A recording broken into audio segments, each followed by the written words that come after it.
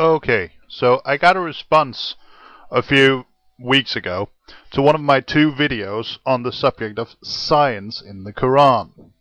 And obviously this was from a Muslim who wanted to believe that these things are proof that the book in question was dictated by a god. So I'll be talking to him for the remainder of this video. And let me first make it quite clear, I think this implies an insult of your prophet. You are basically calling him stupid, and claiming that he was A, incapable of listening to what the people around him told him, and B, unable to figure anything out for himself. I think you should have a little bit more respect for your own prophet than that. But that's just my opinion, of course. Now, let's move on to your video.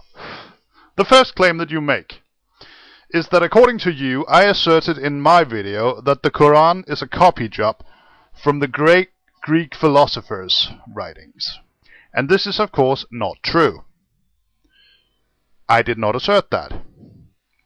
And Mohammed also copied a lot from the other desert religions, Christianity and Judaism in particular, as well as some bits and pieces from the native pagan religions of the area, plus of course all the stuff he simply pulled out of thin air. I have never claimed that he copied the entire book from the Greeks. So that is nothing but a straw man, and you either already know this and did it on purpose, or you simply weren't paying attention.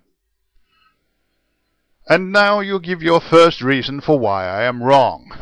There is no proof that Mohammed was well versed in ancient Greek medicine or teachings. Now this is of course bullshit, and if you'd bothered to click any of the links in the description of the video you're responding to, you would know this. I'll throw a name at you. Harith ibn Kalada. My pronunciation sucks, but I'm not Arab, so I hope you'll forgive me for that. Anyway, look it up. I dare you. This guy was one of the first Muslims. He was close to Muhammad, he's mentioned in the Hadiths, and he was a doctor who was trained in medicine in the Sassanid Empire. And, as we all know, the Sassanid doctors were well versed in Greek and Roman medicine. Your second reason, the stark contrast between the lifestyles of the ancient Greeks and those recommended in the Quran. Like I said, I never claimed that the entire Quran was a copy job from the Greeks. That was your straw man. Congratulations, you've now torn down your straw man. But that does nothing to invalidate my position, because my position and your straw man are not identical. Your third reason, why didn't he copy any of the stuff the Greeks got wrong? And that's a funny thing, because this is a very common Muslim defense against these points. And the funny thing is that Muslims completely overlook the fact that he did actually copy some of the stuff the Greeks got wrong. The embryology, for instance. The Quran clearly states in Surah 23, Ayah 14, that the human bones are formed first and only then clothed with flesh. And from modern embryology we know that this is wrong. We know that the muscles are there and fully functional before the skeleton is complete. We know that the bones are simply not there at all when the muscles start to form. And we know that Galen, a Greek doctor who lived 1,000 years before Mohammed, made the exact same mistake. Put that in your pipe and smoke it. Now the reason Mohammed didn't copy any of the stuff you mention. As for the 4 elements, I don't know. He may have never heard of them, or he may have just not found it useful or interesting. Fire already contained a substance and just released by flame, again, same thing. He may not have heard of it, or he may not have cared. As for plants having a soul, that would clearly be stupid, because like all of the Abrahamic religions, he was obviously interested in having mankind be special and being the only animals in possession of a soul, especially as he, like most religious people, did not consider humans animals. That one's a no-brainer. Your final reason, why the Greeks rather than the common knowledge of his own time? And once again, if you had been paying attention or bothered to do the slightest bit of research, you would already know this. The knowledge of the Greeks from 1,000 years earlier was the common knowledge of the day. It's not like Mohammed went, water's separated into 2 distinct flows where salt water meets fresh water, and everyone went, oh, I had no idea, you're so clever. No. Everyone went, well, yeah, that's true, we know that. This man is telling the truth, apparently. Or, well, the more gullible of them did, anyway.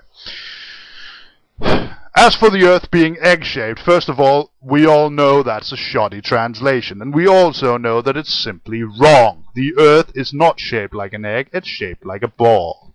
Secondly, contrary to popular belief, most people throughout the last 2,500 years at least, or at least anyone living in a place where you could actually see the horizon, like, say, the ocean or in a desert, already realized this for themselves.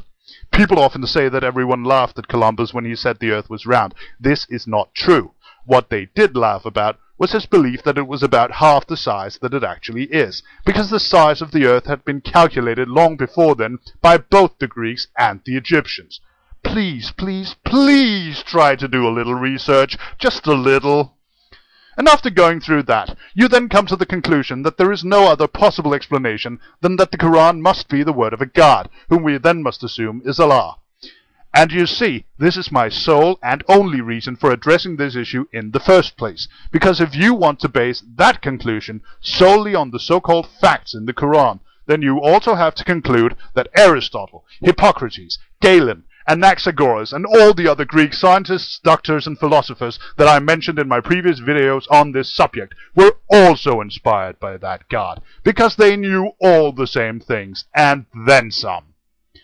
My conclusion is this: you cannot assume divine intervention, even if these facts has been new or unknown to Muhammad, because that would mean that you also have to assume divine intervention for everyone else who figured out the same things. And I don't think you're willing to do that, now are you? You're quite welcome to believe that the Quran is the word of Allah. I really don't much care. But if you claim that this is in any way proof of that belief, then you are plainly and quite frankly wrong. Peace.